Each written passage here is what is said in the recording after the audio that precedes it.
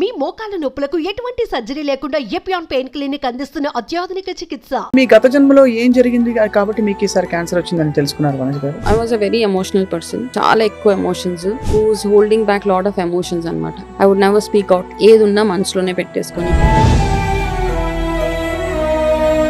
మనం ఇంకా కొంచెం స్పిరిచువాలిటీకి ఇంకా కాస్త దగ్గరికి వెళ్తాం అనమాట. అది ఒక బ్రేక్ ఇస్తుంది అనమాట. మన రొటీన్ నుంచి మీ పర్పస్ ఏంటి, వాట్ నెక్స్ట్ అన్న దాని మీద మనకు ఒక క్లారిటీ వచ్చేస్తుంది. నేను దేనికోసం అయితే పరుగులు తీసాను, డబ్బు ఏదో వాట్ ఎవర్ ఇట్, ఇప్పుడు దేనికి పనికిరాదు. ఎంత డబ్బు ఖర్చు పెట్టినా నా హెల్త్ నాకు వెనక్కి రాదు.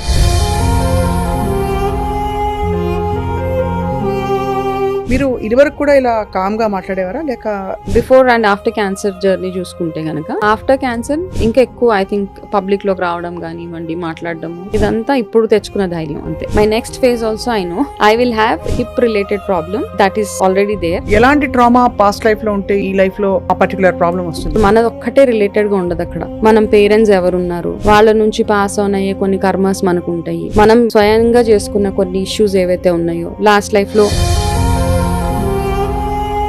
క్యాన్సర్ తో కానీ ఆర్థికంగా పూర్తిగా పీల్చేస్తుంది. అందుకే హెల్త్ ఇన్సూరెన్స్ చాలా అవసరం. ఆబ్వియస్లీ మీకు కూడా బోల్డ్ అంతా వదిలిపోయి ఉంటుంది డబ్బు. మా పాకెట్ లో నుంచే మనీ మంచినీళ్ళే. ఒక్కొక్క కీమో, ఒక్కొక్క radiation, medications, your test, your PET scans, ఇవన్నిటికీ ఏంటంటే you have to have deep pockets అంతే. లేకపోతే ఇప్పుడు మీకు వస్తున్న క్లయింట్స్ అందరూ ఏ కారణాలు ప్రధానంగా కొట్టొచ్చినట్టు కనిపిస్తున్నాయి క్యాన్సర్ కి వాళ్ళకి రావడానికి? విలేజెస్ లో ఉన్న వాళ్ళకి క్యాన్సర్స్ రావు, వాళ్ళంతా హెల్దీగా ఉంటారు అంటాం, కానీ వాళ్ళకి కూడా ఎక్కువగా క్యాన్సర్స్ వచ్చేస్తున్నాయి ఇప్పుడు. మెయిన్ కారణం ఏంటంటే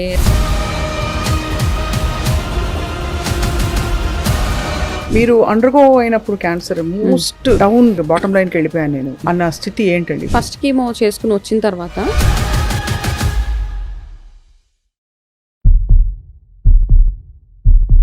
welcome to healthy journey with me స్వప్న.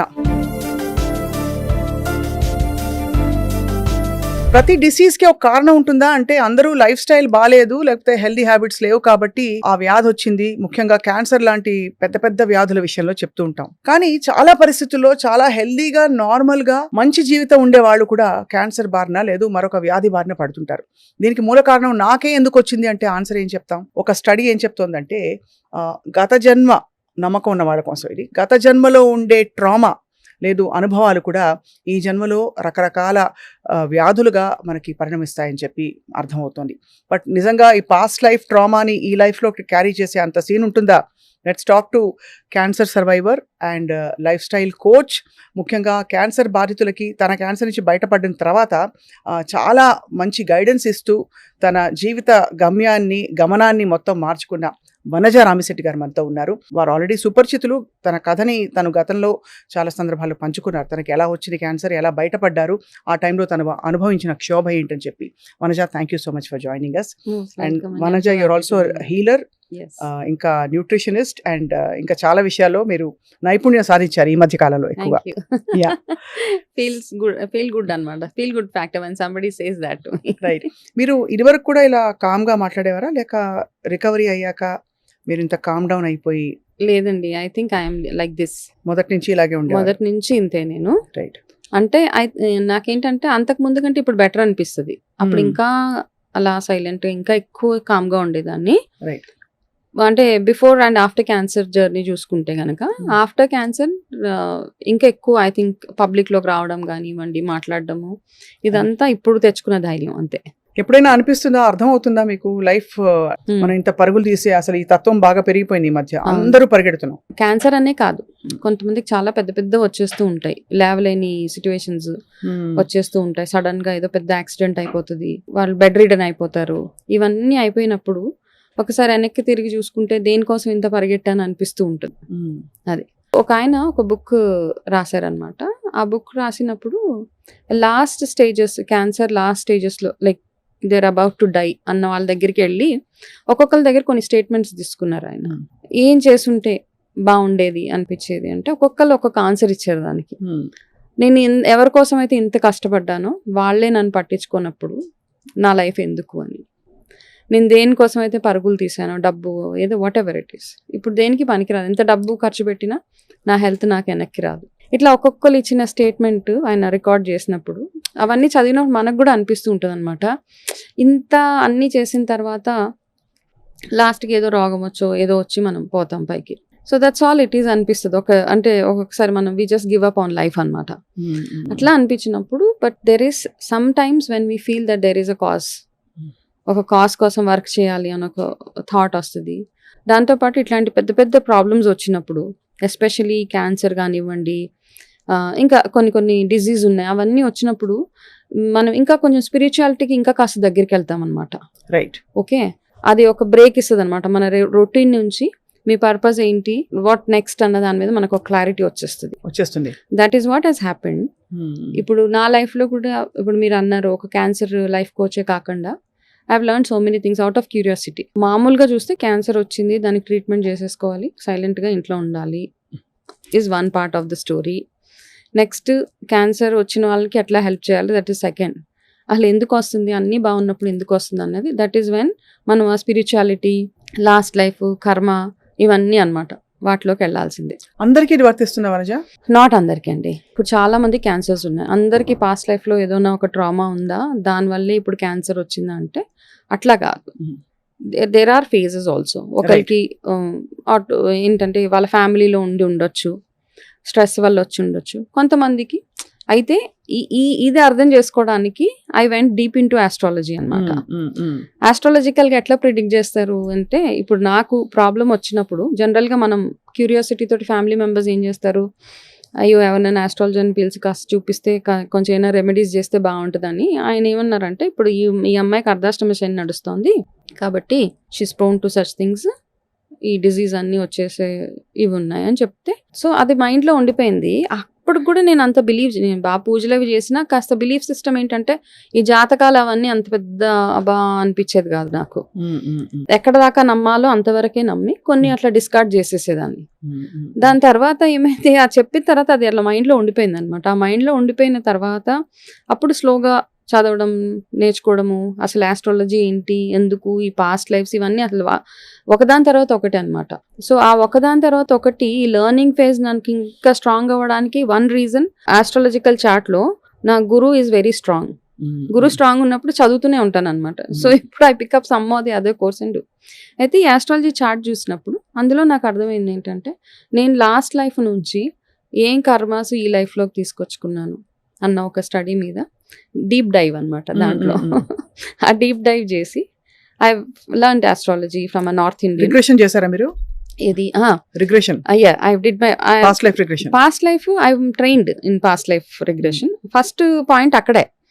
ఇలాగా ఖాళీగా ఉంటాం కదా, ట్రీట్మెంట్స్ అవుతున్నప్పుడు we don't have much to do, ఏదో చదువుతాం, ఏదో పాపప్స్ వస్తూ ఉంటే పాస్ట్ లైఫ్ రిగ్రెషన్ అంటే ఏంటి తెలుసుకుందాం అని వాళ్ళకి కాల్ చేస్తే వాళ్ళు ఏమన్నారంటే, పాస్ట్ లైఫ్ రిగ్రెషన్లో వాళ్ళు చాలా ఎక్స్ప్లెనేషన్ ఇచ్చారు. ఇది you will go through your past life, you will know ఏది మిమ్మల్ని ఎందుకు ఈ లైఫ్లో మీకు జరుగుతున్న ఇన్సిడెంట్స్ కానివ్వండి, మీ ఈ లైఫ్లో ఉన్న మనుషులు ఎందుకు ఉన్నారు, మీ లైఫ్లో మీకు ఏదైతే ట్రామాస్ ఉన్నాయో అవన్నీ ఎందుకు వచ్చినాయి, అవన్నీ మీరు తెలుసుకోవచ్చు అని చెప్తే, నేనేం చేశాను, ఇప్పుడు తెలుసుకోవడం సెషన్ కాదు, నేను నేర్చుకోవచ్చా ఆ కోర్స్ అని అడిగితే వాళ్ళు అన్నారు, please come and join us అని.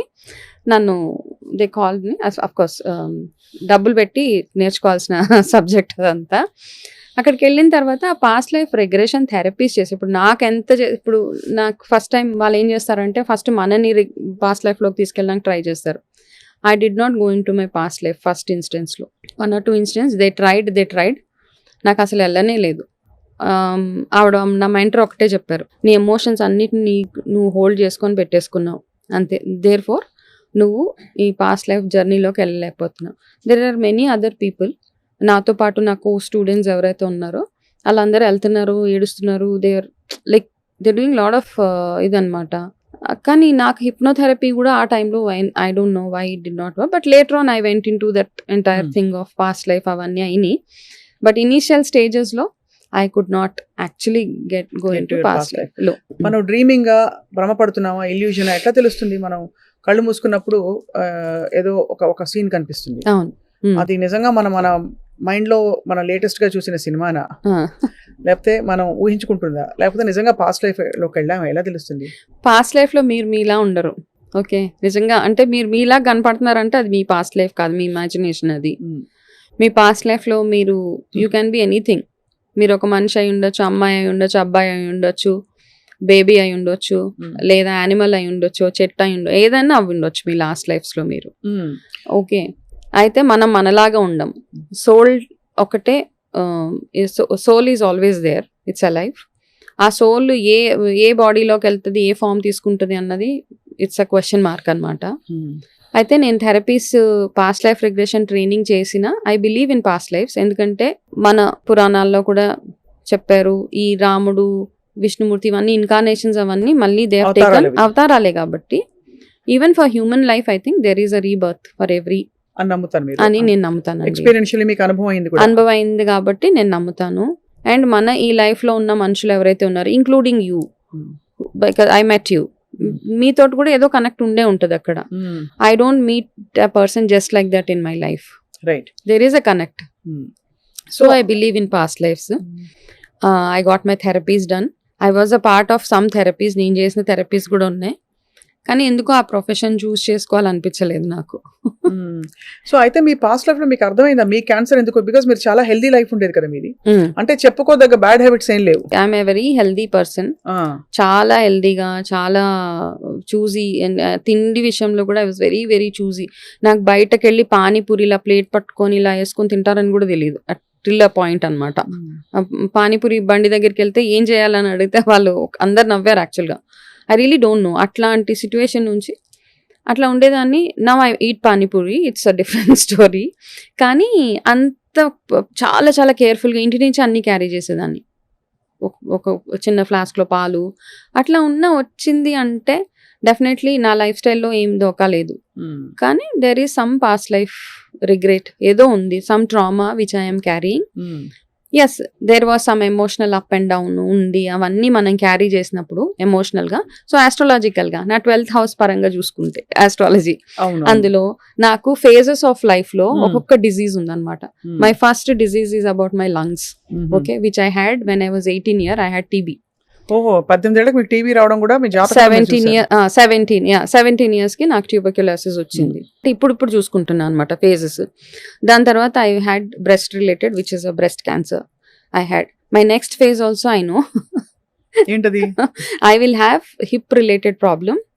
Okay, that is already there. Okay, hip and lung, ఈ రెండిటికి. సో ఇప్పుడు ఆల్రెడీ తెలిసింది కాబట్టి జాగ్రత్త పడడం అంటే ఎట్లా జాగ్రత్త పడతాం, మనం చేసే లైఫ్ స్టైల్ చేంజెస్ కానివ్వండి, మనం చేసే పూజలు కానివ్వండి, చాంటింగ్ ఆఫ్ మంత్రాస్ కానివ్వండి, ఇవన్నీ చేసి రిస్క్ ని mitigate చేసుకోగలుగుతా.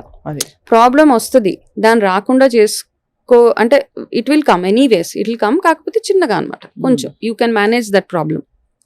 Same thing I think a breast cancer has come to me because it made me more closer to spirituality.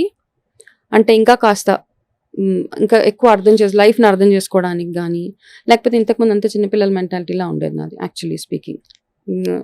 నేను నా వరకు అంతకు మించి బియాండ్ దట్ నాకేం ఉండేది కాదు. Because whatever knowledge I have gain, wisdom I have gain, cancer life coaching కానివ్వండి, I have to spread awareness. ఆ క్లారిటీ ఐ గాట్ ఆఫ్టర్ చేశాక. సో ఎవరైనా ఇప్పుడు తెలుసుకోవాలంటే ఇంకా ఎలాంటి ట్రామా పాస్ట్ లైఫ్ లో ఉంటే ఈ లైఫ్ లో ఆ పర్టికులర్ ప్రాబ్లం వస్తుంది, ఏదైనా ఒక ప్రాబ్లం. ఓకే, సో కోపం ఎక్కువ అనుకోండి పాస్ట్ లైఫ్ లో, సప్రెస్డ్ యాంగర్. సో ఇప్పుడు దాని నుంచి బయటపడడానికి ఏమవుతుందంటే, ఇప్పుడు మనది ఒక్కటే రిలేటెడ్ గా ఉండదు అక్కడ. మనం పేరెంట్స్ ఎవరున్నారు, వాళ్ళ నుంచి పాస్ ఆన్ అయ్యే కొన్ని కర్మస్ మనకు ఉంటాయి. మనం స్వయంగా చేసుకున్న కొన్ని ఇష్యూస్ ఏవైతే ఉన్నాయో లాస్ట్ లైఫ్ లో, you are a person who did not spread knowledge to anybody. For example, మీకు బోల్డ్ అంత నాలెడ్జ్ ఉంది, మీరు ఎవరికి ఆ నాలెడ్జ్ ని స్ప్రెడ్ చేయలేదు, యూఆర్ జస్ట్ హోల్డింగ్ ఇట్ అనమాట. వాళ్ళు ఎవరైనా బాగుపడిపోతారేమో అన్న ఒక ఫీలింగ్ తోటి ఇప్పుడు ఉంటారు. ఈ లైఫ్ లో I think you will be born as a teacher, a spiritual guru, అవన్నీ ఉన్నాయి. ఓహో, సో అంత డైరెక్ట్ కనెక్షన్ ఉంటుంది. సీరియస్లీ అదైతే చాలా ఉంటుంది అది. అండ్ కొంతమందికి ఏంటంటే చాలా టాలెంట్ ఉండి ఏదో నేర్చేసుకోవాలన్న తపన ఉంటుంది, అవన్నీ ఉండి they will not achieve. Like born talent అంటాం. చిన్న పిల్లలు ఇప్పుడు ఈ మధ్య చూస్తున్నాం ఇన్స్టాగ్రామ్ లో సూపర్ గా పాటలు పాడుతూ ఉంటారు చిన్న పిల్లలు, 1-2 years పిల్లలు. Because there past life they very well connected to some music background, అట్లాంటివి. ఇట్లా దేర్ సో మెనీ కేసెస్ అన్నమాట. ప్రాడిజీస్ అందరికీ అలాగే ఉంటుంది. మంచి కూడా అలాగే పాస్ట్ లైఫ్ నుంచి వస్తుంది, చెడు కూడా అలాగే వస్తుంది. చెడు కూడా. And there are so many disease associated to our past lives. కొన్ని కొంతమంది విషయంలో. కొంతమందికి ఏంటంటే వాళ్ళ ఫ్యామిలీలో ఆల్రెడీ ఉంది, వాళ్ళు స్వతహాగా చేసుకున్న ఏదైతే లైఫ్ స్టైల్లో ప్రాబ్లం, వాళ్ళకి అన్ని బాగుంటాయి, జాతకం బాగుంటది, డబ్బులు ఉంటాయి, అన్ని ఉంటాయి, వండర్ఫుల్ లైఫ్ ఉంటది, but they still wanted to mess up their life అన్నప్పుడు అది మనం ఏం చేయలేము. ఇంకా ఇప్పుడు మీ గత జన్మలో ఏం జరిగింది కాబట్టి మీకు ఈసారి క్యాన్సర్ వచ్చిందని తెలుసుకున్నారు వనజ గారు? I think for me especially women కి వచ్చే ప్రాబ్లమ్స్ ఏవైతే ఉంటాయి, నాకైతే నా ఫ్యామిలీలో ఎవరికి క్యాన్సర్ లేదు, నాకు వచ్చే ఛాన్సెస్ లేవు, ఇవన్నీ ఉన్నాయి యాక్చువల్ గా. అవును, కానీ మీకు బాగా అంటే ఇది మంచి అడ్వాన్స్డ్ క్యాన్సరే వచ్చింది. Advanced cancer, I had to go through organ, ఇది కదా organ, I had to get breast removal done. అంటే అంత సీరియస్ గా వచ్చినప్పుడు I think last lives లో నేను whatever little bit I could connect with my last life, I was a very emotional person. చాలా ఎక్కువ emotions, who's holding back lot of emotions అన్నమాట. I would never speak out. ఏదున్నా మనసులోనే పెట్టేసుకొని, మనసులోనే దాసేసుకొని, ఆ ట్రామా అంతా ఏదైతే ఉంటుందో ఆ ట్రామాని మనం ఈ లైఫ్ లో క్యారీ చేస్తాం. అంటే లాస్ట్ లైఫ్ లో ఉన్న క్వాలిటీస్ ఏవైతే ఉంటాయో మనకి ఈ లైఫ్ లో కూడా క్యారీ అవుతాయి to my mind. It will ఎక్కడో ఒక దగ్గర మనకి కొంతమంది చూడండి వితౌట్ ఎనీథింగ్, హైట్ చూస్తే భయపడిపోతారు, నిప్పుని చూస్తే భయపడతారు, వాళ్ళకి ఏ బ్యాక్గ్రౌండ్ ఉండదు, ఎందుకు భయపడతారు ఇవన్నీ తెలియదు. సో ఇవన్నీ మనకి you must have read many masters many lives, ఈ బుక్స్ అన్ని చదివినప్పుడు, బ్రెయిన్ వైస్ అందులో చదివినప్పుడు మనకి చాలా బాగా క్లారిటీ వస్తుంది అనమాట, ఎందుకు ఇలాగ అవుతుంది ఈ లైఫ్ లో. అంటే we're not trying to force people and say life మీరు you have to believe in this entire thing, we're just sharing the knowledge ante. So for me I am a very very emotional person, but ఆ emotions ని ఎప్పుడు బయట పెట్టకుండా అట్లా ఆ life lead చేసేసా, కాబట్టి ఆ సపరేషన్ ఇలా వచ్చింది. ఆ separation has actually come like this. ఇక్కడ మిమ్మల్ని క్యాన్సర్ ఇబ్బంది పెట్టినప్పుడు చాలా మీరు షాక్ అయ్యారా మనోజ్ గారు? అంటే ఇనీషియల్ గా యాక్సెప్టెన్స్ ప్రాబ్లం ఉంటది కదా, ఎందుకు అసలు ఇది ఎందుకు రావాలి, ఫస్ట్ నేనేం తప్పు చేశాను, నేను బాగా తింటాను, నార్మల్ గా తింటాను కదా, అంటే అప్పటికి ఇంకా మనకి క్యాన్సర్ అంటే ఒక డెత్ సెంటెన్స్ వరకు అవగాహన. అప్పుడు 8 years back, no I'm 8 years cancer free now. So అప్పటికంతే అవగాహన, క్యాన్సర్ అంటే ఇంకా వెళ్ళిపోతాము అట్లా అని అంతవరకే తెలుసు. దాని తర్వాత ఎందుకు ఇలా వచ్చింది, నాకు ఏం ప్రాబ్లం వచ్చింది, అయితే ఏమవుతుంది అంటే ఎంటైర్ దాంట్లో ఈ బ్లేమ్ గేమ్ ఒకటి స్టార్ట్ అయిపోతుందండి విత్ ఇన్ ద ఫ్యామిలీ కూడా. చాలా పొద్దున్నే లేసిపోతున్నావు, చాలా స్ట్రెస్ గో త్రూ అవుతున్నావు, లేకపోతే ఇంకొక ఇష్యూ, అట్లా అందరూ ఎవరికి తోచింది వాళ్ళు అంటా ఉంటారనమాట. ఇప్పుడు నా విషయంలోనే కాదు, నా దగ్గరకు వచ్చే ప్రతి ఒక్క క్యాన్సర్ సర్వైవర్స్ ఎవరైతే ఉంటారో పేషెంట్స్, వాళ్ళందరితో ఇదే ప్రాబ్లం. ఇట్లా చేసిందండి, అట్లా చేశారండి, అందుకే ఇది వచ్చేసిందండి, మా అత్తగారు నన్ను చాలా ట్రబుల్ చేశారండి, లేకపోతే మా ఆడబడుచులు నన్ను ట్రబుల్ చేశారండి, నేను ఆ పెయిన్ స్ట్రెస్ తీసుకోలేక నాకు ఇలా క్యాన్సర్ వచ్చేసింది. So cancer will not come because somebody is troubling you. It will only come when you are unable to process your emotions in a proper way. ఎక్కడో ఒక దగ్గర suppressed emotions అవన్నీ, that is one part of it. Second, me life style మీరు ఏం తింటున్నారు అవన్నీ కూడా add అవుతాయి దానికి. అది అవన్నీ కొంచెం ప్రెస్క్రైబ్ చేస్తాయి. రైట్. మీరు అండర్గో అయినప్పుడు క్యాన్సర్ మోస్ట్ ఇంకా డౌన్ బాటమ్ లైన్కి వెళ్ళిపోయాను నేను అన్న స్థితి ఏంటండి? When was it very difficult for you? That was during my కీమోథెరపీస్లో ఫస్ట్ కీమో నాకు అందరు ఇలా భయపెట్టేశారు, కీమో వస్తే నీకు ఇంకా you will be like hell కనబడుతుంది నీకు అంటే, నేను ఫస్ట్ హెల్ అయిపోతుంది ఇంకేమవుతుందని ఫస్ట్ కీమో చేసుకుని వచ్చిన తర్వాత 24 hours I was absolutely fine. ఏం జరగలేదు, ఏమీ లేదు. Then I was having a thought, ఏంటి కీమో అయిపోతే ఏదో అయిపోతుంది అని చెప్పారు, నథింగ్, ఐఎమ్ సో గుడ్. ఒక చిన్న చెస్ట్లో కొంచెం బర్నింగ్ సెన్సేషన్ తప్పిస్తే నాకు ఏమీ లేదు అంటే I thought everything is fine. అనవసరంగా భయపెడుతున్నారు అని ఒక 2 days తర్వాత the actual side effects started. సరే ఓకే, సరే చెప్పారు కదా అప్పుడు అనమాట, సరే అందరు చెప్పారు కదా, కాస్త ప్రిపేర్డ్ గా ఉన్నాను. First was okay, second is also okay when we lose your hair, ఇవన్నీ ఓకే, జుట్టు ఐబ్రోస్ మొత్తం అసలు కంటి రెప్పలు అన్ని పోయినప్పుడు యూ లుక్ వెరీ డిఫరెంట్. అది కూడా I accepted it because I know it is a temporary face. Because ఎందుకంటే నేను జుట్టు గురించి ఎక్కువ స్ట్రెస్ చేసి ఎవరి దగ్గర కూడా మాట్లాడిన క్యాన్సర్ పేషెంట్స్ వస్తే కూడా, బికాస్ వెళ్ళింది వస్తుంది మళ్ళీ పెరిగిపోతుంది.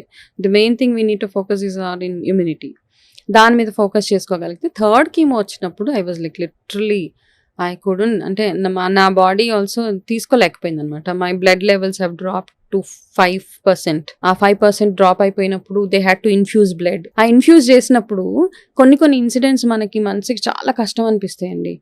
ఐ వాజ్ హాస్పిటలైజ్డ్ అనమాట. 3rd కీమోకి చాలా బ్లడ్ తక్కువైపోయింది. My platelets have dropped like క్రేజీగా డ్రాప్ అయిపోతే ఇవంతా వాళ్ళు చేస్తున్నారనమాట. ఈ ప్లేట్లెట్స్ అండ్ బ్లడ్ ఇన్ఫ్యూజన్స్ ఇవన్నీ చేస్తుంటే నాకు బ్లడ్ ఎక్కించడం అయిపోయింది. ఇట్ వాజ్ మిడ్ నైట్ అయితే మా హస్బెండ్ వెళ్ళి అక్కడ సిస్టర్ ని నర్స్ ఒక ఆయన, ఇట్స్ అ మేల్ అటెండెంట్ ఎవరు అక్కడ ఉన్నాడు ఒక ఆయన, డిసైడ్ అయిపోయింది కొంచెం అది తీసేయండి అంటే హీ వాజ్ లైక్ లిటరల్లీ అది మొత్తం ఎలా పట్టి ఇట్లా పీకేశాడు నా చేతిలో నుంచి. దేర్ వాజ్ నో, అంటే ఆ కొంచెం సున్నితత్వము, ఒక క్యాన్సర్ పేషెంట్ ని మనం ఎట్లా ట్రీట్ చేస్తున్నాము అదేం లేదు. That pull itself already నేను చాలా ట్రామా గో త్రూ అవుతున్నా. అలా చేసినప్పుడు నాకు చాలా అంటే ఎంతో కష్టం అనిపించింది. That was one phase. And నా సెకండ్ అది అవుతున్నప్పుడు I literally had tears in my eyes. దాని తర్వాత నా పక్కనే రూమ్ లో క్యాన్సర్ సర్వైవర్ చనిపోయింది. For cancer, she lost her life for cancer. ఈ రెండిటి నుంచి మెంటల్ గా ఫిజికల్ గా నేను by the time I went home I was totally down completely. నాకు అంటే ఈ రెండు ప్లే చేశాను అనమాట. అంటే ఇక్కడ ఏంటంటే ఫిజికల్ గా మీరు ఎంత స్ట్రాంగ్ గా ఉన్నా ఒక్కొక్కసారి మీ మెంటల్ హెల్త్ ఇంపాక్ట్ అవుతుంది కదంటే అప్పుడు మీరు ఏం చేయలేరు అనమాట. You are so dejected in life. అట్లా అయిపోయి 3rd కీమోకి I lost weight. I was like I said I want to just give up. ఈ పెయిన్స్, ఈ మంటలు, ఫుల్ అంతా ఇలాగ ఎగ్జిమా వచ్చేసి I have those photos with me. ఆ ఫేజ్ లో ఏంటంటే అన్ని ప్రాబ్లమ్స్ అంటారు కదా, ఎగ్జిమా అంటే ఒకలాగా కాదనమాట. దిస్ ఎంటైర్ హ్యాండ్ ఇలా మొత్తం ఇలాగ స్కేలింగ్ లాగా అయిపోయి రెడ్ గా ఒకలాగా అలా ఇలా అయిపోతే నా భోజనం తినాలంటే కూడా I use to feel very weird with my hand. అయ్యో ఇలా తినాలా. అండ్ నా బాబు, he was just 5 year old, my second child. వాడికి అన్నం పెట్టాలంటే కూడా నాకే చిరాకు అనిపించేది. అరే ఏంటి ఇట్లా అయిపోయింది బాడీ అని. తర్వాత ఏంటంటే ఒక స్కిన్ డాక్టర్ దగ్గరికి వెళ్ళాం. ఈ ప్రాబ్లం ఎట్లా ఫేస్ చేయాలి. I was looking very shabby, without eyebrows, without hair. దానికి తోడు ఇదంతా నల్లగా అయిపోయి my nails were black. Okay, ఇవన్నీ ఉంటాయి. అంటే you look in a very very pathetic situation లో కనపడినప్పుడు ఆ డాక్టర్ దగ్గరికి వెళ్ళినప్పుడు ఇవన్నీ ఏంటంటే మనం ఎంత స్ట్రాంగ్ గా ఉండాలనుకున్నా మన చుట్టూరు ఉన్న మనుషులు కానివ్వండి, పరిస్థితులు కానివ్వండి మనం ఉండనివ్వరు చాలా సార్లు. సో అవన్నిటిని ఓవర్కమ్ ఎట్లా అవ్వాలి. సో ఆ డాక్టర్ లిటరల్ గా నన్ను చూసి ఏమైందండి అంటే నేనన్నా ఇలా నాకు ఇదంతా ఇలా ఎగ్జిమా లాగా సంథింగ్ అండి, నాకు తెలియదు అది ఎగ్జిమా అని కూడా తెలియదు because I never face such issues.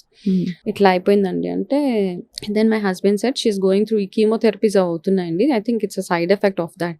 ఇది he's a dermatologist. He refuse to touch me. Okay, ఆయన ఇక్కడ ఒక పెన్సిల్ లాంటిది ఉంటే హీ జస్ట్ ఇలా నా చేతి మీద ఇట్లా ఇట్లా అన్నాడు ఆయన. అని నన్ను ఒక 1-2 minutes కూడా చూడలేదు. ఏదో మెడిసిన్ రాసి పక్కన మా మెడికల్ షాప్ ఉంటుంది, అక్కడ వెళ్ళి మీరు ఈ మెడిసిన్ తీసుకోండి అంటే మనకి చాలా బాధ వేస్తుందండి. అంటే మనిషి లుక్స్ మ్యాటర్ సో మచ్, మీరు ఎట్లా ఉన్నారు ఏంటి అన్నది చాలా చాలా మ్యాటర్ అవుతుంది చాలా విషయాలలో. అయితే నాకు ఎంత బాధ అనిపించింది అంటే నేను అన్నాను నేను ఈ మెడిసిన్స్ కొనుక్కోద్దండి పదండి నాకు I don't want this medicine. ఇక్కడ నుంచి we walked out of the place. వచ్చేసి ఇంటికి వచ్చి ఏమో అమ్మమ్మ రెమెడీస్, పుచ్చకాయ ఉంటుంది కదా, వాటర్ మెలన్ తీసి రాయడము బికాస్ ఇట్ వాస్ బర్నింగ్, మంట. అయితే మా హస్బెండ్ ఇంకా లేదు ఇంత బాధపడుతున్నావు, come I will take you to another doctor అని ఇంకొక లేడీ డర్మటాలజిస్ట్ దగ్గరికి వెళ్తే there is so much of difference between one doctor to the other doctor. ఆమె నన్ను చూసి నేను అన్నాను ఆమె క్యాన్సర్ పేషెంట్ అండి, ఇప్పుడు నాకు ఇంకా ట్రీట్మెంట్ అవుతోంది. I was only 3rd chemotherapy, ఇంకా 15 ఉన్నాయి నాకు ఇంకా 15 ఉన్నాయి. ఈ 15కి బాధలు. షీ సెడ్ రండి కూర్చోండి అని చెప్పి షీ హోల్డెడ్ మై హ్యాండ్. నా చేతిని చక్కగా ఆమె చేతిలోకి తీసుకొని షీ వాస్ డూయింగ్ దిస్ అనమాట. No problem, this will go అంటే ఆ healing itself half of my ప్రాబ్లమ్ని తగ్గించేసింది. Okay, I felt okay there are people to accept me in this situation also అన్న ఒక you need to get that ఇది కదా. దాని తర్వాత షీ గేవ్ మీ మెడిసిన్స్. ఆ మెడిసిన్స్ వాడుతూ సో ఇవన్నిటిని హ్యాండిల్ చేయాల్సి వస్తుంది. ఒక ఫేజ్ అంటే ఇన్సల్ట్ హ్యాండిల్ చేయాల్సి వస్తుంది, మనని ఐసోలేటెడ్ గా చూస్తారు, పీపుల్ డోంట్ రికగ్నైజ్ యూ, ఇవన్నీ గో త్రూ అయిన ఫేజెస్. అవన్నీ ఎంత అసలు ఊహించుకోవడం కష్టం అండి. ఏదో మహమ్మారి అది ఇది అని చెప్తారు కానీ ఆ ట్రీట్మెంట్ ప్రాసెస్ బయటపడడం ఒక గగనం. బయటపడిన వాళ్ళకి కూడా ఎంత ట్రామా ఉంటే బయటపడతారు నిజంగా. సో ఇవన్నీ ఉంటాయండి. అంటే అందుకే అంటాను నా దగ్గర కౌన్సిలింగ్ వచ్చినప్పుడు I make sure that I tell them ఇవన్నీ ఉంటాయి, వాట్ ఈస్ ఇంపార్టెంట్, మీకు ఏది ఇంపార్టెంట్ దాని మీదే ఫోకస్ చేయండి. మీ life, you are the hero for your life, you are the mother for yourself. అన్నీ మీకు మీరే. ఎవరో రావాలి, ఏదో చెయ్యాలి, నన్ను అందరు యాక్సెప్ట్ చేసేయాలి, నన్ను అందరు ప్యాంపర్ చేయాలి, nothing. You pamper yourself, you be a mother to yourself, you love yourself, only అప్పుడే మీరు అందులో నుంచి బయటపడగలుగుతారు. ఎంత అనుభవించారు వనజ మీరు. అండ్ ఇదంతా మీరు దీనికి కూడా పాస్ట్ లైఫ్ కనెక్షన్ ఉంది అని మీరు గ్రహించుకుని దానికి ఒక సమాధాన పరిచే ఎస్, విషయం తెలుసుకోవడం అనేది ఈ something that consoles you. Yes, seriously I feel that there is a past life to it. ఎందుకంటే నాకు తెలిసి మనం ఏం చేయమండి, నిజంగా తెలిసి ఏం చేయము, తెలవకుండా ఏవో చిన్న చిన్న మిస్టేక్స్ అయిపోతూ ఉంటాయి. తెలిసి తెలవకు ఏదో చేసేసాం అనిపిస్తుంది. So everything just carry forward కర్మ అనమాట last life. And I feel ఇక్కడికి ఇది ఫుల్ స్టాప్ అయిపోతే బాగుంది అనిపిస్తుంది. వాట్ ఎవర్ పెండింగ్స్ ఏవైతే ఉన్నాయో, అంటే మనిషి పుట్టాక అంటారు కదా, కర్మలు అనుభవించక తప్పదు. అంతే అండి, తప్పదు. ఇంకొక చాలా కీలక ఆస్పెక్ట్, చాలా మంది గ్రహించరు ఇది, దీని తీవ్రత కూడా ఆర్థిక అంశం. క్యాన్సర్ తో కానీ ఏ వ్యాధితో ఇలాంటి దీర్ఘకాలిక వ్యాధులు ఏదైనా పోరాటం అన్నది ఆర్థికంగా పూర్తిగా పీల్చేస్తుంది. అవునండి, అందుకే హెల్త్ ఇన్సూరెన్స్ చాలా అవసరం. కరెక్ట్. సో మీకు ఆబ్వియస్లీ మీకు కూడా బోల్డ్ అంతా వదిలిపోయి ఉంటుంది డబ్బు శుభ్రంగా. అయితే మనకి ఏంటంటే హెల్త్ ఉన్నప్పుడు ఏంటంటే మనం ఒక 10-20 వేలు ఖర్చు పెట్టడానికి కూడా మనం ఆలోచిస్తాం ఇన్సూరెన్స్ కోసము. మామూలుగా టర్మ్ ఇన్సూరెన్సెస్, ఏదో లైఫ్ ఇన్సూరెన్స్, ఏవో ఒకటి. లైఫ్ ఇన్సూరెన్స్ ఏది తీసుకున్నా తీసుకోకపోయినా మీరు బ్యాంకులో 10,000 చిట్టీలు కడతాం, ఇవన్నీ ఉంటాయి కదా, కిట్టీలు, ఇవన్నీ ఎట్లా ఉన్నా ఒక పని చేయాల్సింది ఏంటంటే we have to take insurance, ఆ గుడ్ ఇన్సూరెన్స్. ఇప్పుడున్న లైఫ్ స్టైల్కి, ఇప్పుడున్న ప్రాబ్లమ్స్కి, ఇప్పుడున్న డిజీజ్కి, ఇప్పుడున్న ఖర్చులకి, హెల్త్ పరంగా మనకు అయ్యే ఖర్చులకు మాత్రం I suggest a good 50 lakh insurance is important. 50 lakh, NATing 5 lakhs ఏమీ అవ్వదు. నా క్యాన్సర్ వచ్చినప్పుడు నాకు 5 lakhs ఇన్సూరెన్స్ ఉండేది. దట్స్ ఒక్క ట్రీట్మెంట్ ఒక్కసారికి అయిపోయింది అదంతా. దెన్ ఆఫ్టర్ దాట్ మా పాకెట్లో నుంచే మనీ మంచినీళ్ళే మొత్తం అనమాట. ఇలాగా వెళ్తూనే ఉంటుంది. ఒక్కొక్క కీమో, ఒక్కొక్క radiation, then any other medications, your test, your PET scans, ఇవన్నిటికీ ఏంటంటే you have to have deep pockets అంతే. లేకపోతే అలా అప్పులు చేయాల్సిన పరిస్థితి, అట్లాంటివన్నీ వచ్చేస్తాయి. చాలా ఇబ్బంది కదా. So now I feel that every person మనకేంటంటే ఆ 20,000-30,000 కోసం ఆలోచించి హాస్పిటల్ బిల్స్ 10-20 లక్షలు వెళ్తుంటే మనకి వస్తుంది, కళ్ళ నుంచి రక్తం కారిపోతుంది. So I suggest every person, నా సిన్సియర్ సజెషన్, ప్రతి ఒక్కరు they need to have a insurance come what may. దానికోసం మీరు డబ్బులు దాచుకోండి, నెలకు ఒక 2,000-3,000 పక్కన పెట్టుకొని ఒక 12 months తర్వాత టేక్ ఎ గుడ్ ఇన్సూరెన్స్. ఇప్పుడు I have a 50 lakh insurance. Now this year I want to go for another 75 because నా దగ్గరికి ఎందుకు అంటే కూడా ఒక్కొక్కరు వస్తూ ఉంటారండి. రీసెంట్గా వన్ ఆఫ్ మై ఒక క్లయింట్ ఎవరైతే క్యాన్సర్, ఓవేరియన్ క్యాన్సర్, అది లంగ్ స్ప్రెడ్ అయిపోయింది. వాళ్ళ cost what ever the estimate given was 74 lakhs for the treatment. వాళ్ళకి ఇన్సూరెన్స్ లేదు, ఏది లేదు. ఏం చేస్తారు? ఐదర్ వాళ్ళు ఇల్లు అమ్మేసుకోవాలి, ఎసెట్స్ అమ్మేసుకోవాలి అట్లా. కాబట్టి ఇన్సూరెన్స్ ఉంటే మాత్రం యు ఆర్ సేవ్డ్ అంతే. ఆ బర్డన్ మనకు ఉండదు. చాలా కీలకమైన విషయం. ఇప్పుడు మీకు వస్తున్న క్లయింట్స్ అందరూ ఏ కారణాలు ప్రధానంగా కొట్టొచ్చినట్టు కనిపిస్తున్నాయి క్యాన్సర్కి? వాళ్ళకి రావడానికి జెనెటిక్సా లేక సరే పాస్ట్ లైఫ్ అవి తర్వాత మనం ఇన్వెస్టిగేట్ చేస్తే అర్థమయ్యేది. కొట్టొచ్చినట్టు కనిపించే కొన్ని ఉంటాయి కదా. సో బేసిక్ గా క్లయింట్స్ వచ్చినప్పుడు I don't talk about past life because it's my personal thing, I'm sharing with you. వాళ్ళు వచ్చినప్పుడు మాత్రం వాళ్ళలో ఆల్రెడీ జెనెటికల్ గా వాళ్ళకు ఇంట్లో ఉండే ఉంటది, ఒకటి ఎవరికో వాళ్ళ మేనత్తలకో somebody would have had it. Second thing ఏంటంటే మనం చాలా సార్లు అంటాము విలేజెస్ లో ఉన్న వాళ్ళకి క్యాన్సర్స్ రావు, వాళ్ళంతా హెల్దీగా ఉంటారు అంటాం, కానీ వాళ్ళకి కూడా ఎక్కువగా క్యాన్సర్స్ వచ్చేస్తున్నాయి ఇప్పుడు. మెయిన్ కారణం ఏంటంటే ఎస్పెషల్లీ ఈ ఫ్యాక్టరీస్ అవన్నీ ఉన్న ఏరియాస్ లో కొంతమంది రేడియేషన్ కానీ పొల్యూషన్ కానివ్వండి, ఎస్పెషల్లీ ఈ షీట్స్ అవి ప్రిపేర్ చేస్తారు చూడండి, అల్యూమినియం షీట్స్, ఆస్బెస్టస్ షీట్స్, ఇవి తయారు చేస్తారు చూడండి. అట్లాంటి ప్లేసెస్ నుంచి కూడా చాలా మందికి లంగ్ క్యాన్సర్స్ అవి ఎక్కువ అయిపోయి ఇవన్నీ ఉన్నాయి అనమాట. And second thing is sleep, సరిగా నిద్రపోరు, టైంకి తినరు, నిద్రపోవాల్సిన టైంలో భోజనం చేయడము, గట్ హెల్త్ని సరిగ్గా చూసుకోకపోవడము, అన్నిటికంటే ఇంపార్టెంట్ గా ప్రీ క్యాన్సరస్ కండిషన్స్ ఏవైతే ఉంటాయో మనకి చిన్న చిన్న ఇండికేషన్స్ ఇస్తూ ఉంటాయి. ఉదాహరణకు అవి ఇవ్వండి, అవి చెప్పండి. లైక్ మీ బావల్ మూవ్మెంట్ లో changes, either too much of motions అయిపోతాయి, మధ్యలో ఏది తిన్నా మీకు మోషన్స్ అవుతుంటాయి, అప్పుడు క్యాన్సర్ ఉండదు. కానీ మన బాడీ మన మొహం మీద పింపుల్స్ వచ్చినా, చిన్న పిగ్మెంటేషన్ వచ్చినా, ఏదో చెప్పడానికి ట్రై చేస్తుంది అనమాట. It is saying there is a problem, please get it corrected అని. మనం ఎంతసేపు పైన ఏం రాసేస్తే పోతాయి అని చాలా మంది ఎవ్రీబడి అందరూ దానికోసమే వస్తారు, ఏం రాస్తే ఏం ప్యాక్ వేస్తే. సో ఆ ప్యాక్స్ అని అవన్నీ ఇవన్నీ I made lot of videos, but the reality is లోపల ఏం తింటున్నారు, you are what you eat కంటే కూడా you are what you digest is what is today's ఇదనమాట. ఇదొకటి. ప్లస్ మీకు ఈ హ్యాండ్స్ అవి ఇప్పుడు చెప్తా, ఒక ఆవిడకి ఏంటంటే పులిహోర తినంగానే ఆవిడకి కడుపులో నొప్పి వచ్చింది. One of my client severe గా కడుపులో నొప్పి వచ్చేది. షీ స్టాప్ ఈటింగ్ పులిహోర. అట్లా స్టాప్ చేసి మళ్ళీ మధ్యలో స్టమక్ పెయిన్స్ రావడం. మళ్ళీ ఎప్పుడైనా ఏదో ఒక పండుగ రోజు పులిహోర వచ్చిందా, it got severe that day. వెళ్ళి చూస్తే she had stomach cancer. Okay, కడుపు నొప్పి ఉండేది ఆవిడ. కడుపు నొప్పి ఉండేది. ఇగ్నోర్ అంతే, ఏదో లే అనేసి ఒక టాబ్లెట్ వేసేసుకుంటాం, కూర్చుంటాము. సో ఇట్లాంటి చిన్న సిమ్టమ్స్ ఏవైతే వస్తాయి, కంటిన్యూస్ గా కాఫ్ రావడము, చిన్నగా అంటే మనకు తెలవకుండానే కాఫ్ కంటిన్యూగా వస్తుంది అంటే ప్రీ క్యాన్సరస్ కండిషన్స్ అవన్నిటిని మనం అడ్రస్ చేసుకుంటూ, అండ్ ఎస్పెషల్లీ గట్ హెల్త్ వచ్చేటప్పటికి ఆడవాళ్ళకి వచ్చేటప్పటికి బ్రెస్ట్ రెగ్యులర్ గా ఎగ్జామిన్ చేసుకోవడము, పీరియడ్స్ టైంలో లంప్స్ వస్తున్నా కానీ వాటిని ఇగ్నోర్, చాలా మందికి పీరియడ్స్ ముందు లంప్స్ వస్తూ ఉంటాయి, దాన్ని ఇగ్నోర్ చేయకుండా మధ్యలో 6 months ఒకసారి మ్యామోగ్రఫీ అవి చేయించుకొని రావడం, ఇట్లాంటివి చేయించుకుంటే దెర్ ఇస్ నో ప్రాబ్లమ్. కాకుండా కళ్ళు బ్లర్డ్ గా ఉండడం, కళ్ళు బ్లర్, ఎస్. చాలా మంది ఏంటంటే one of my client site ఏమోనని వెళ్ళి సైట్ చూపించుకుంటున్నాడు అతను, బికాస్ బ్లర్రీ విజన్ అయిపోతుంది. వెళ్ళి సైట్ ఏం లేదు, సైట్ అంతా నార్మల్ గా ఉంది, ఎందుకు ఇట్లా వస్తుందని he started using those reading glasses, nothing is working. Final గా ఏంటంటే అతనికి బ్రెయిన్ ట్యూమర్, కానీ ఎక్కడ ఏం సిమ్టమే అనిపించట్లేదు. అందుకని ఏంటి అంటే we stress on yearly annual health checkups అవన్నీ చేసుకుంటే అట్లీస్ట్ ఏదో ఒకటి బయటపడుతుంది అందులోంచి. చిన్న కండిషన్స్ అంటే ప్రతిసారి హెల్త్ చెకప్ చాలా మంది భయపడిపోతూ ఉంటారు, హెల్త్ చెకప్ చేసుకుంటే ఏదో బయటపడిపోతుంది, సో మళ్ళీ మనకి ప్రాబ్లమ్స్ అవుతాయి అనేసి let me live with it అన్న దీంట్లో ఉంటారు. రైట్. సో క్యాన్సర్ మీ జీవితాన్ని కంప్లీట్ గా, క్యాన్సర్ తో పోరాటం కంప్లీట్ గా ట్రాన్స్ఫార్మ్ చేసేసింది. మీరు 8 సంవత్సరాలుగా క్యాన్సర్ ని జయించి అక్కడి నుంచి రికవర్ అయ్యి అంతటితో సరిపెట్టుకుని ఇంకా చాలే అనుకోకుండా 10 మందికి హెల్ప్ చేస్తారు. నిజంగా hats off to you. Thank you so much. కానీ వాట్ ఈస్ ద ఎసెన్స్, మీరు ఏమనుకున్నారు జీవితం గురించి, ఏం తెలుసుకున్నారు? That See, what I've understood is మనము nothing is permanent.